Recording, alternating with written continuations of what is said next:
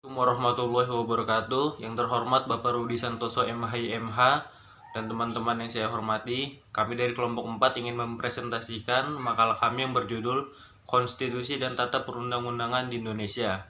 Saya Dimas Aji Caraka sebagai moderator ingin memperkenalkan anggota kelompok kami, Deski Utama, Ferry Saputra, Farhan Huda sebagai pemateri. Dipersilakan. Latar belakang. Dalam suatu negara terdapat peraturan-peraturan yang mengatur masalah-masalah yang terjadi di dalam maupun di luar, baik itu hubungan eksternal maupun internal secara universal, sehingga ada istilah yang sekarang sudah tak asing lagi didengar oleh banyak kalangan masyarakat, khususnya pemerintah, yaitu konstitusi. Konstitusi atau yang disebut undang-undang ini merupakan salah satu untuk menertibkan masyarakat dalam kehidupan bernegara, sekalipun banyak hambatan yang terjadi pada masyarakat. Untuk menjalankan itu, semua undang-undang konstitusi merupakan suatu dasar hukum mutlak yang ada di suatu undang-undang atau peraturan. Itu bukan hanya dibuat tetapi harus dijalankan oleh semua pihak elemen yang terkait. Undang-undang itu akan biasa berjalan jika semuanya berperan dengan aktif, bukan pasif. Untuk Undang-Undang Dasar Hukum Tertulis Negara Kesatuan Republik Indonesia yang membuat dasar dari garis besar hukum dalam penyelenggaraan negara, sehingga menjadi pedoman dalam pembuatan aturan-aturan hukum. Rumusan masalah. Apa pengertian konstitusi? Selanjutnya, apa tujuan fungsi dari konstitusi? Selanjutnya, bagaimana sejarah dan perkembangan konstitusi? Dan yang terakhir, bagaimana perkembangan konstitusi di Indonesia? Batasan masalah. Dalam makalah ini, batasan masalah berfokus pada penjelasan tentang konstitusi yang memiliki pengertian secara umum maupun menurut para ahli. Kemudian pada konstitusi itu sendiri memiliki tujuan dan fungsi serta perkembangan baik di dunia maupun di Indonesia. Assalamualaikum warahmatullahi wabarakatuh. Saya akan menjelaskan tentang pengertian konstitusi. Konstitusi berasal dari bahasa Latin constituo, kemudian berkembang di Prancis dengan istilah constituir, yang berarti membentuk. Dalam konteks ketatanegaraan, konstitusi berarti membentuk suatu negara atau menyusun dan menata suatu negara. Konstitusi biasa juga diartikan membentuk awal atau dasar mengenal pemerintahan suatu negara. Konstitusi juga disebut Undang-Undang Dasar, merupakan terjemahan dari istilah Belanda, yaitu grondwet. Kata grond berarti tanah atas dasar, dan wet berarti undang-undang.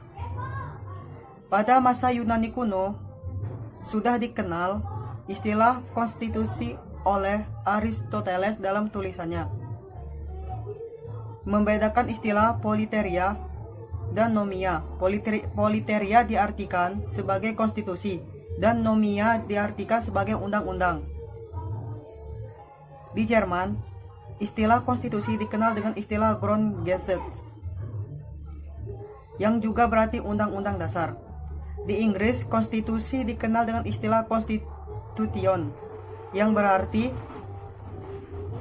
undang-undang dasar, yakni keseluruhan dari peraturan-peraturan baik yang tertulis maupun tidak tertulis, yang mengatur secara mengikat cara-cara bagaimana suatu pemerintahan diselenggarakan dalam suatu masyarakat. Assalamualaikum warahmatullahi wabarakatuh. Saya ingin menjelaskan sejarah dan perkembangan konstitusi.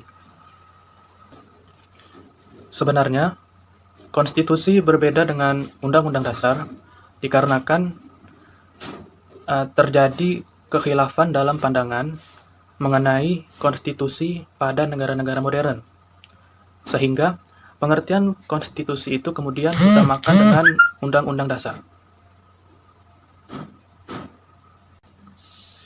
Kekhilafan ini disebabkan oleh faham kodifikasi yang menghendaki agar semua peraturan hukum ditulis demi mencapai kesatuan hukum, kesederhanaan hukum, dan kepastian hukum. Begitu besar pengaruh dari faham kodifikasi, sehingga setiap peraturan hukum harus ditulis Dan konstitusi yang ditulis itu adalah Undang-Undang Dasar. Hampir semua negara di dunia memiliki konstitusi tertulis atau undang-undang dasar, yang pada umumnya mengatur mengenai cara pembentukan, pembagian wewenang, dan cara bekerja dari berbagai lembaga ketatanegaraan, serta perlindungan hak asasi manusia. Pada hampir semua konstitusi tertulis mengatur mengenai pembagian kekuasaan terhadap konstitusi suatu negara. Pada hakikatnya merupakan hukum dasar yang tertinggi yang memuat mengenai hal-hal penyelenggaraan negara. Karenanya, suatu konstitusi itu sifatnya lebih stabil daripada produk-produk hukum lainnya. Kemudian, perkembangan konstitusi di Indonesia. Para pendiri Negara Kesatuan Republik Indonesia telah sepakat untuk menyusun sebuah undang-undang dasar sebagai konstitusi tertulis dengan segala arti dan fungsinya. Sehari setelah proklamasi, konstitusi Indonesia sebagai sesuatu revolusi groundwork yang telah disahkan pada tanggal 18 Agustus 1945 oleh Panitia Persiapan Kemerdekaan Indonesia. Sejarah perkembangan ketatanegaraan Indonesia, ada 4 macam undang-undang yang pernah berlaku, yaitu periode pertama tanggal 18 Agustus 1945 sampai dengan 27 Desember 1949, yaitu penetapan Undang-Undang Dasar 1945. Sehari setelah proklamasi, yaitu pada tanggal 18 Agustus 1945, rancangan undang-undang disahkan oleh PPKI sebagai Undang-Undang Dasar Negara Republik Indonesia setelah mengalami beberapa proses.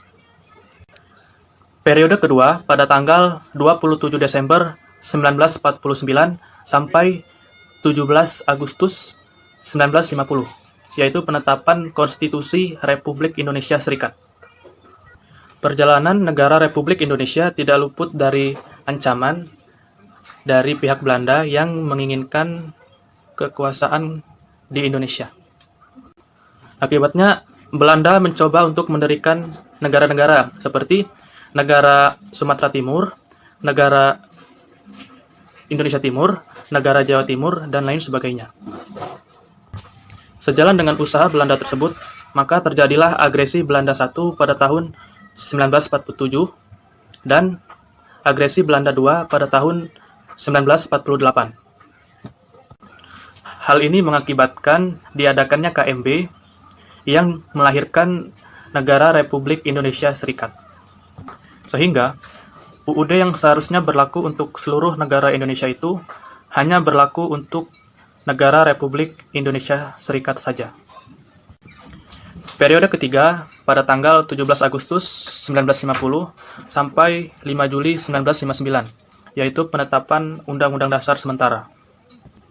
Bagi negara kesatuan yang akan didirikan, perlu adanya undang-undang yang disusun secara baru. Untuk itu, dibentuklah suatu panitia bersama yang menyusun suatu rancangan undang-undang dasar yang kemudian disahkan pada tanggal 12 Agustus 1950 oleh Badan Pekerja Komite Nasional dan oleh Dewan Perwakilan Rakyat serta Senat Negara Republik Indonesia Serikat pada tanggal 14 Agustus 1950 dan berlakulah Undang-Undang Dasar baru itu pada tanggal 17 Agustus 1950. Periode keempat pada tanggal 5 Juli 1959 sampai sekarang, yaitu penetapan berlakunya kembali Undang-Undang Dasar 1945. Dengan adanya Dekret Presiden pada tanggal 5 Juli 1959, maka berlakulah kembali Undang-Undang Dasar 1945 dan perubahan Majelis Permusyawaratan Rakyat Orde Lama pada masa 1959 sampai 1965 menjadi Majelis Permusyawaratan Rakyat Orde Baru. Perubahan itu dilakukan karena Majelis Permusyawaratan Rakyat Orde Lama dianggap kurang mencerminkan pelaksanaan Undang-Undang Dasar 1945 secara murni dan konsekuen. Tujuan dan fungsi konstitusi. Menurut Bagirmanan, hakikat konstitusi adalah sebagai pembatasan terhadap kekuasaan pemerintah di satu pihak dan merupakan jaminan terhadap hak-hak warga negara maupun setiap penduduk di pihak lain. Pada prinsipnya, adanya konstitusi memiliki tujuan untuk membatasi kewenangan pemerintah dalam menjamin hak-hak pemerintah dan merumuskan pelaksanaan kekuasaan yang berdaulat menurut H. van Marseven dan Gervan der Tal. Fungsi konstitusi merupakan sebagai akta pendirian negara. Constitution as a breach certificate. Tujuan adanya konstitusi tersebut secara ringkas dapat diklarifikasikan menjadi 3 tujuan, yaitu: pertama, konstitusi bertujuan untuk memberikan pembatasan sekaligus pengawasan terhadap penguasaan politik. Yang kedua, konstitusi bertujuan untuk melepaskan kontrol kekuasaan dan penguasa sendiri. Dan yang ketiga, konstitusi bertujuan untuk memberikan batasan-batasan terhadap bagi para penguasa dalam menjalankan kekuasaannya. Dengan demikian, sesungguhnya fungsi konstitusi adalah sebagai syarat berdirinya negara bagi negara yang belum terbentuk atau sebagai akte pendirian negara bagi negara yang sudah membentuk sebelum undang-undang dasarnya ditetapkan. Terlepas dari waktu ditetapkannya, sebelum atau sesudah suatu negara terbentuk, yang jelas fungsi konstitusi itu adalah sebagai dokumen formal nasional, dasar organisasi negara, dasar pembagian kekuasaan negara, dasar pembatasan dan pengendalian kekuasaan pemerintah, penjamin kepastian hukum dalam praktik penyelenggaraan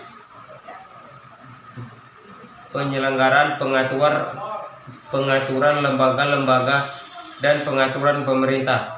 Sekian dari saya akhiri. Wassalamualaikum warahmatullahi wabarakatuh. Simpulan, konstitusi merupakan prinsip-prinsip yang mengatur kekuasaan pemerintah, pihak yang diperintah yaitu rakyat, dan hubungan di antara keduanya, yang bertujuan untuk membatasi tindakan sewenang-wenang pemerintahan, menjamin hak-hak rakyatnya yang diperintah, dan menetapkan pelaksanaan kekuasaan yang berkedaulatan. Dengan dibentuknya tata urutan perundang-undangan, maka segala peraturan yang bertentangan dengan peraturan di atasnya batal demi hukuman dan tidak bisa dilaksanakan. Konstitusi merupakan media bagi terciptanya kehidupan yang demokratis bagi seluruh warga negara. Dengan kata lain, negara yang memilih demokrasi sebagai pilihannya, maka konstitusi demokrasi merupakan aturan yang dapat menjamin terwujudnya demokrasi di negara tersebut, sehingga melahirkan kekuasaan atau pemerintahan yang demokratis. Terima kasih. Demikianlah presentasi dari kelompok kami, lebih kurang mohon dimaafkan. Wassalamualaikum warahmatullahi wabarakatuh.